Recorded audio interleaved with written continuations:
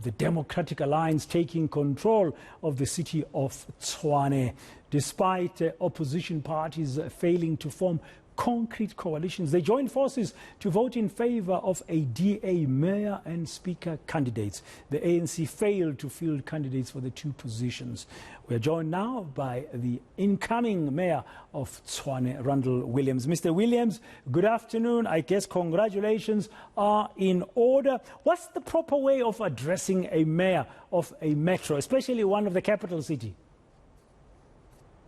Well, I think Mayor is just fine. And good afternoon to you. Congratulations to you. Are you up for the task? Well, I've been busy with the task for 12 months prior to the elections. So I'm one of the few incumbent mayors. So I will be continuing what I started on the 31st of October last year. What's going to be different this time? Because residents of Tshwane have been complaining and protesting about lack of service delivery recently as last year. Well, in South Africa, we're entering a new dimension in politics, and that is of coalition governments. But I don't think our legislation has kept up with that. It's expected of political parties to form coalition governments within 2 weeks. The time is far too short. If you look at what happened today in Germany, the biggest party took 2 months to put a coalition government together. So I think we will have to look at our legislation. It does not accommodate the new political circumstances in South Africa. Because preferably, if you go into government, you should have a sound coalition agreement in place where you as a party did not achieve the majority of seats in council. So what do you have in place currently in Tshwane under which you will be mayor? You will be governing that metro. Look, you saw what happened since Monday. There was a trend whereby the EFF and Action SA voted for the party opposing the ANC, and that allowed us to win in Joburg and Ekurhuleni.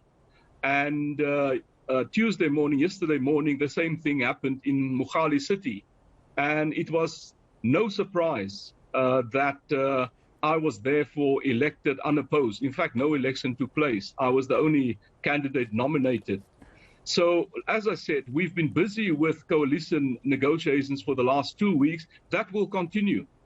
We will try and achieve or conclude a firm coalition agreement that will give us a majority of seats in council.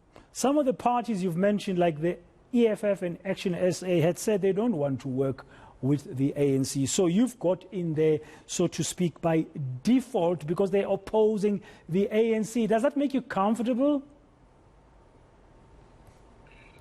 Look, I won't say by default. The fact is, both Action SA and my party have said that the door is open for us to conclude a firm coalition agreement.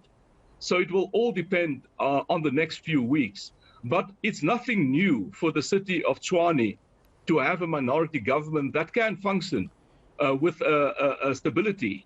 If you look at what happened 12 months prior to the elections, we in effect had a minority government, and we still managed to bring stability to the city of Tshwane. Will it sustain now under the new administration? I mean, you've learned some lessons surely from these coalitions of convenience. Yes, we certainly learned after we've been placed under administration that yes, we can disagree politically, but when it comes to getting things done, we need to put our political differences aside and put the interests of residents first. So I think what happened over the 12-month period before the elections, we can still certainly build on that and still have a stability in the city of Tshwane. Mayor, so just let's be practical for a short while. It's all about local service delivery issues. If a resident of Tshwane has no water, it doesn't matter whether they're a member of the EFF, the DA, the ANC, the IFP, UDM, COPE, whoever they are, they will just want water to flow through those pipes. So what are you planning to do better? I mean, around this time, we know, for instance, Hammanskraal water issues have been there for a long time. Just one example. Look, the systems in the city of Tshwane, the infrastructure have degraded over a very, very long period of time. So that's why last year I put a 10-point plan in place. It's like, I normally say this, eating a very big elephant. And how do you eat a very big elephant? Bit by bit. So the type of decisions that we make, it is evidence-based and data-driven. Because at the end of the day, what I want to see incremental improvements. There are less water leaks. There are less potholes. More street lights are burning. The grass is being cut, especially in Tshwane now that we have the rainy season. So that is what we're doing. Hammanskraal, we've already started that project in 2017. There were two issues there. The Temba water treatment plant, we built a new water treatment plant over the old one. We increased the capacity from 60,000 kiloliters to 120,000 liters. So now we have a well-functioned Temba water treatment plant. The other challenge that we have, we started that project in 2018 already, whereby we started refurbishing and also expanding the capacity of the Rooiwal wastewater treatment plant. So the first phase of that project is more than 60% complete, and it will be completed by September, October next year. And then we need to start phase 2 and 3 that will cost the city 3 billion rands. So the plan is in place and the plan is being implemented. Your 10-point plan you refer to, Mayor Williams, still valid today, or are you going to be tweaking it depending on the result of the negotiations that you say you're still going to be doing in terms of coalition, putting together an effective coalition? Because you're going to have to be lobbying quite a lot, especially of the smaller parties, for example, to get support for your budgets, for new policies and new regulations and new projects.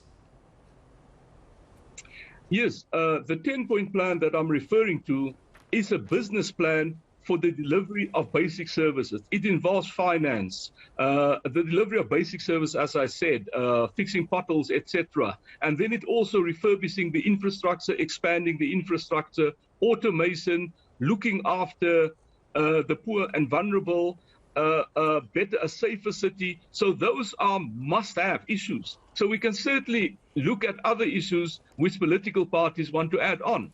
So there's no luxury issues, no nice-to-have issues. It's all must-have issues for a functioning city.